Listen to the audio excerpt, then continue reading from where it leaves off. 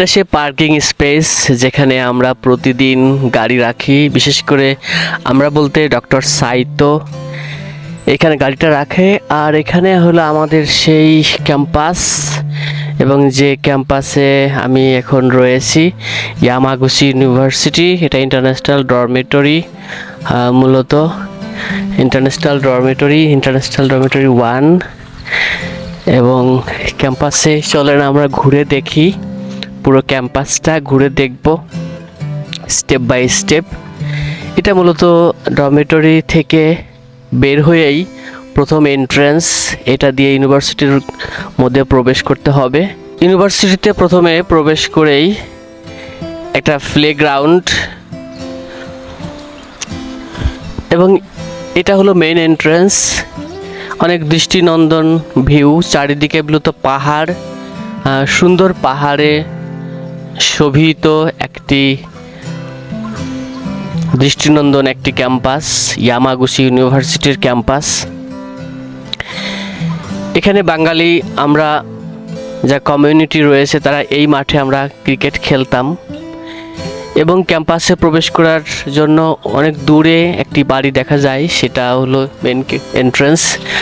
আর এদিকে ক্যাম্পাসের আরেকটা অংশ, এখান থেকে আমরা এদিকে যাই, এদিকে গিয়ে আমরা মেইন ফ্যাকাল্টিতে প্রবেশ করি। এখানে গিয়ে সামনে আমরা অনেকগুলো ফ্যাকাল্টি দেখতে পাবো। আমরা পুরো মূলত ক্যাম্পাসটা ঘুরে দেখাই। ক্যাম্পাসটা খুবই সেমসাম এবং খুবই দৃষ্টিনন্দন, ভালো লাগে পুরো ক্যাম্পাসটা দেখতে। এখন ক্যাম্পাসে আমি ঘুরছি, মূলত ক্যাম্পাসটা অনেক সুন্দর। এটা সায়েন্স ফ্যাকাল্টি বিল্ডিং, এবং এই বিল্ডিংয়েই মূলত আমি কাজ করেছি। এন্ট্রেন্স পয়েন্ট, আর এদিক থেকে ইয়ামাগুচি ইউনিভার্সিটির আরেকটা পার্ট। পুরো ক্যাম্পাসটা চলেন আপনাদের দেখাই ঘুরে। আজকে খুবই সুন্দর একটি দিন, বিশেষ করে আজকে টাইফুন ছিল, টাইফুনের পরে এখন বৃষ্টিটা কমে গিয়েছে, তবে আকাশ এখনও মেঘলা রয়েছে কিন্তু বৃষ্টি নাই। বৃষ্টির পরেই যে পরিবেশটা অনেক সুন্দর হয়, সেই সময়টা এখন আমি জাস্ট ক্যাম্পাসে দাঁড়িয়ে। ক্যাম্পাসে অবশ্য কেউ নাই, কারণ জাস্ট বৃষ্টিটা থেমে গিয়েছে, এই জন্য হয়তো অনেকে আসেনি। এবং এখানে সবসময় স্টুডেন্টদের ব্যস্ততম একটি জায়গা, এখানে স্টুডেন্টরা সবসময় এখানে থাকে। এখানে মূলত ইয়ামাগুচি ইউনিভার্সিটির এখানে অনেকগুলো ফ্যাকাল্টি রয়েছে, সেই ফ্যাকাল্টিগুলো আমরা ক্যাম্পাসে চলুন ধীরে ধীরে আমরা হাঁটতে হাঁটতে ক্যাম্পাসটা দেখি। যেমন এখানে ইকোনমিক্স ডিপার্টমেন্ট, আমার সামনেই রয়েছে economics department, media and information technology centre, student support centre, এটা ফ্যাকাল্টি অফ সায়েন্স। এইদিকে মূলত এদিকে ফ্যাকাল্টি অফ সায়েন্স, ওই বিল্ডিংটা মূলত ফ্যাকাল্টি অফ সায়েন্স, এখানে ভেটেরিনারি। আর এদিকে হচ্ছে মূলত ক্যাফেটেরিয়া, অর্থাৎ স্টুডেন্টরা এখানে খাওয়া দাওয়া করে, এটা মূলত ক্যাফেটেরিয়া। চলুন আমরা ক্যাফেটেরিয়ার দিকে যাই। এবং এখানে মূলত একেবারেই জনশূন্য, কারণ গত 2 দিন এখানে টাইফুন ছিল।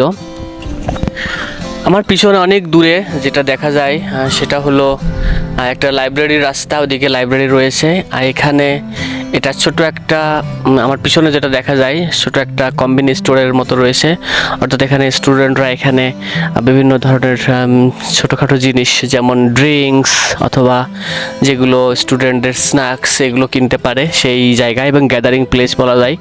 আমার পিছনে যেটা বিল্ডিংটা রয়েছে সেটা হলো আরেকটা বিল্ডিং, একাডেমিক ভবন। আর আমি এদিক থেকে আসলাম, জাস্ট দূরে দেখা যায় সায়েন্স বিল্ডিংয়ের পাশের বিল্ডিংটা, একটা বিজনেস বিল্ডিংটা। চলুন আমরা লাইব্রেরির দিকে যাই।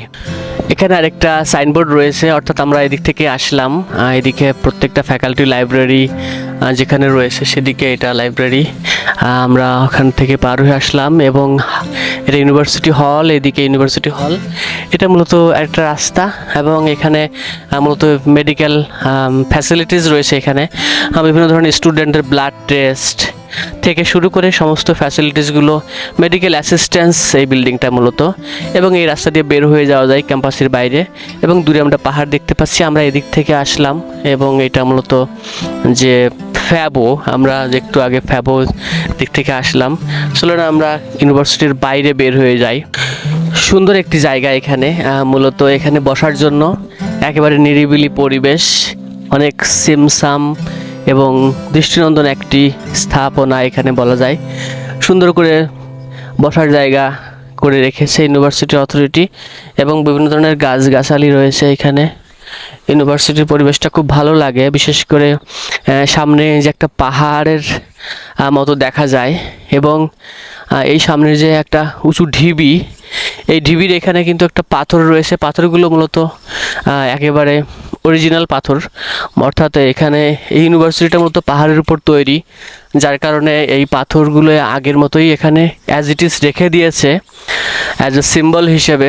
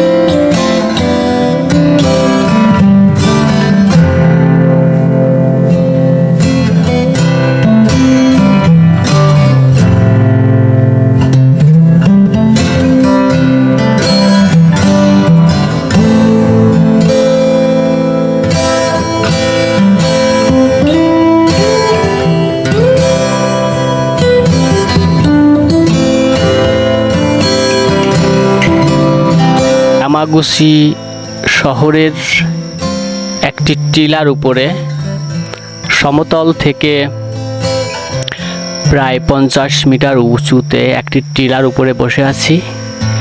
আমার সামনে ইয়ামাগুচি শহরের একাংশ। আজকে আমি এই টিলার উপরে বসে একটি বিষয়ে কথা বলতে চাই, সেটা হলো আমার মেয়ের জন্মদিন। সে উপলক্ষে একটি গিফট আমি প্রেজেন্ট করব তাকে। এটা পিয়াসু বলে জাপানিজে। এটা গোল্ডের তৈরি একটি অর্নামেন্টস। এটা হবে তার জন্য একটা সারপ্রাইজ। তার 9তম জন্মদিন।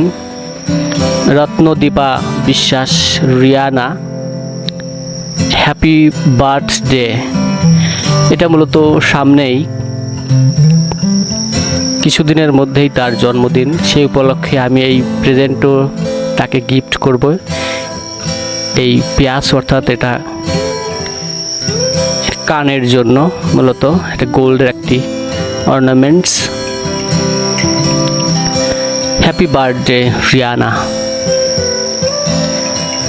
যাই হোক, ইয়ামাগুচি শহরের আমি এখন পাহাড়ের উপরে বসে আছি। শহর থেকে একটু দূরে এবং একটি টিলার উপরে বসে রয়েছি মূলত আমি। এটা 50 মিটার উঁচু হবে সমতল থেকে, এবং ইয়ামাগুচি বিশ্ববিদ্যালয়ের পাশেই মূলত এই টিলা, এবং এখান থেকে পুরো শহরটা দেখা যায়। এবং আমার সামনে যে ব্যস্ততম রাস্তা, খুবই ব্যস্ততম রাস্তা, এবং প্রতিনিয়তই গাড়ি চলছে। এখন সন্ধ্যা লেগে গিয়েছে, গোধূলি লগ্ন পার হয়ে এখন সন্ধ্যা হয়ে গিয়েছে।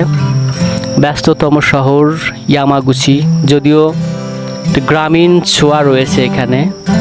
টোকিও অথবা অন্যান্য যে শহরের মতো অতটা ব্যস্ততম নয়।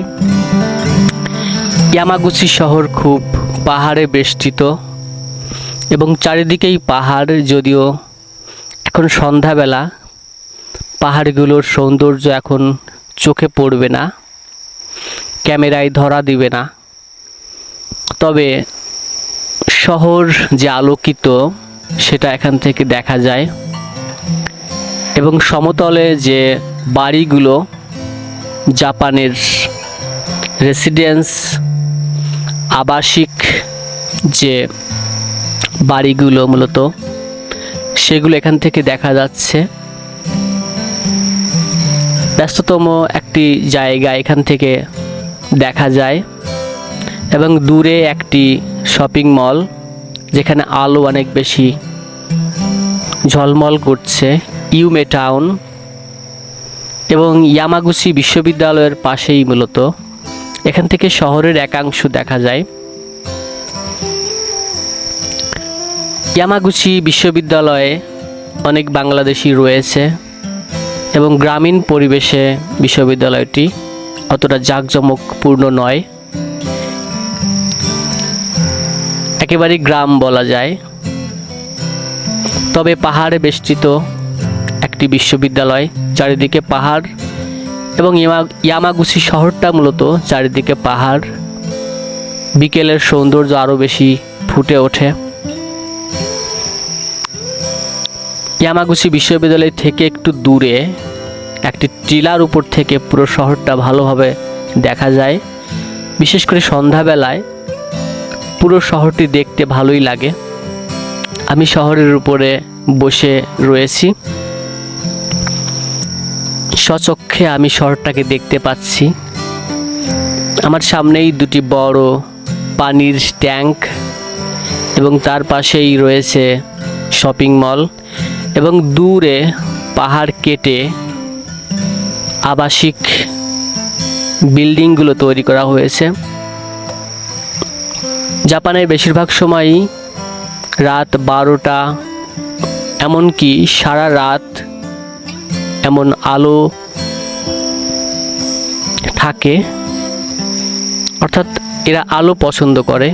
বাংলাদেশ অথবা অন্যান্য দেশে যেমন রাত হয়ে গেলে সমস্ত লোকালয় অন্ধকারচ্ছন্ন হয়ে যায়, জাপানে এমনটি নয়।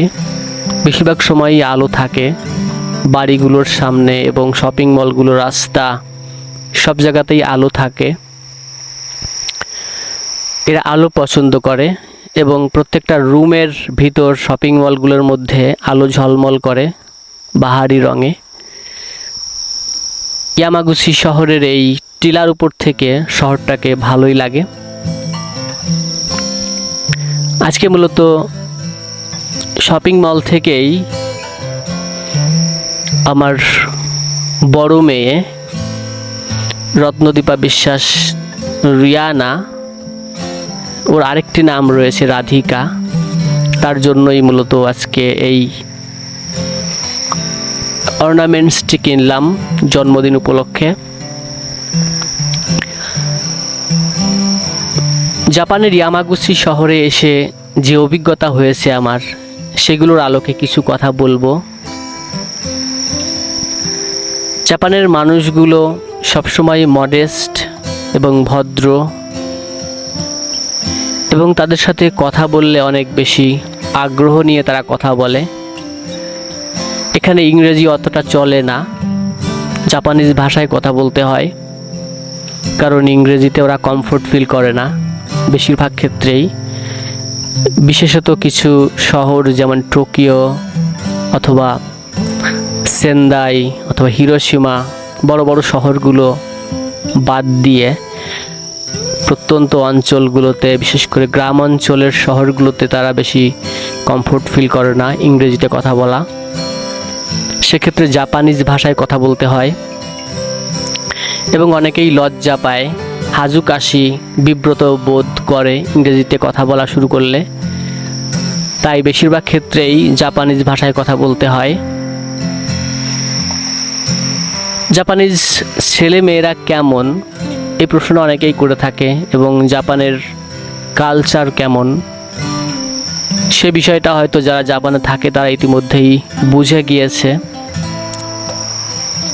এখানকার পরিবেশ খুবই ছিমছাম, পরিচ্ছন্ন এবং সমস্ত কিছুই একটি নিয়মের মধ্যে চলে, সমস্ত কিছুই একটি সিস্টেমে চলে মূলত। অর্থাৎ এখানে সিস্টেম ডেভেলপ করা হয়েছে, কালচারটা এমনভাবে তৈরি হয়েছে যে সময়টাকে ওরা খুব বেশি গুরুত্ব দেয়, সময়ের কাজ সময়ে করে থাকে। অফিস আদালত এমনকি ব্যক্তিগত কাজকর্ম ওরা সময়ের সাথে পাল্লা দিয়ে চলে। সময় বলতে ওরা একেবারেই ঘড়ির কাঁটা মেনটেন করে চলে, প্রতিটি মুহূর্তকেই হয়তো ওরা গুরুত্ব দেয়। আর এই জন্যই হয়তো ওরা খুব ব্যস্ত থাকে, কারণ যে কোনো মুহূর্তেই ওদেরকে অ্যাপয়েন্টমেন্ট পাওয়া যায় না। সাধারণত যে কোনো মুহূর্তে সিদ্ধান্ত চেঞ্জ করে একটি প্রোগ্রাম থেকে আরেকটি প্রোগ্রামে যাওয়া, একটু ঘুরে আসা, এভাবে আসলে হয় না ওদের। কারণ বেশিরভাগ ক্ষেত্রেই একটি টাইট স্কেডিউল থাকে তাদের এবং একটি পরিকল্পনা থাকে। এক সপ্তাহ অথবা 2 সপ্তাহ আগেই তারা পরিকল্পনা করে থাকে এবং সেভাবেই তাদের জীবনযাত্রা অতিবাহিত হয়। ওদের ফ্রি সময় বলতে শনি এবং রবিবার সাধারণত ছুটির দিন থাকে। এই দিনগুলোতে সাধারণত ওরা ফ্রি থাকে এবং ব্যক্তিগত কাজ অথবা সাংসারিক কিছু কাজ থাকলে সেটা করে, বন্ধুদের নিয়ে বিভিন্ন জায়গায় পার্টি অথবা ঘুরতে যায়। অফিস আদালতে ওরা সবসময় নিয়ম মতো আসে এবং যথাসময়েই আসে। অফিস আদালতগুলোর নিয়মগুলো খুব কড়াকড়ি এবং সুন্দরভাবে তারা ডেকোরাম মেনটেন করে, টাইম মেনটেন করে,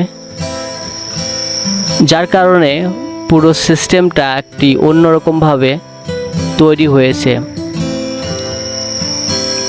সমাজের কোনো বিশৃঙ্খলা সাধারণত চোখে পড়ে না। এখানে ট্রাফিক সিগন্যাল সবাই মেনে চলে, রাত অবধি তারা traffic signal, auto traffic signal মেনে চলে। রাস্তায় আলাদা কোনো ট্রাফিক পুলিশ নাই, জাপানের কোথাও এখন পর্যন্ত দেখিনি। হয়তো অতীতে ছিল, কিন্তু এখন সব কিছু অটোমেশন হয়ে গিয়েছে। রাত্রেবেলাতেও তারা ট্রাফিক সিগন্যালের জন্য অপেক্ষা করে থাকে। পুরো সিস্টেমটাই একটি অন্যরকমভাবে গোছানো, সুশৃঙ্খল। জাপানের যে বিষয়গুলো আমার ভালো লাগে সেটা হলো সময়ের কাজ সময় করে তারা, এবং কোনো অ্যাপয়েন্টমেন্ট থাকলে সেটা খুব গুরুত্বের সাথে তারা মেনটেন করে। কারোর সাথে কথা দিলে সেটা সে মেনটেন করে, রক্ষা করে চলে। অর্থাৎ একটি বিশ্বস্তর জায়গা, একটা নির্ভরতা রয়েছে। কারোর সাথে কোনো অ্যাপয়েন্টমেন্ট থাকলে সেখানে সে যথাসময় আসবেই, দেখা হবেই, কথা হবে।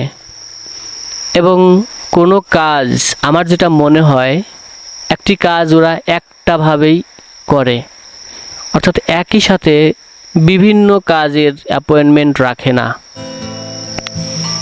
যে কাজটা তারা করবে শুধু সেই কাজেই শতভাগ মনোযোগ দেয়। এটা একটি ভালো, গুরুত্বপূর্ণ, কারণ কোনো কাজ নিষ্ঠার সাথে করতে গেলে একনিষ্ঠভাবে সেই কাজের প্রতি মনোযোগ থাকা উচিত।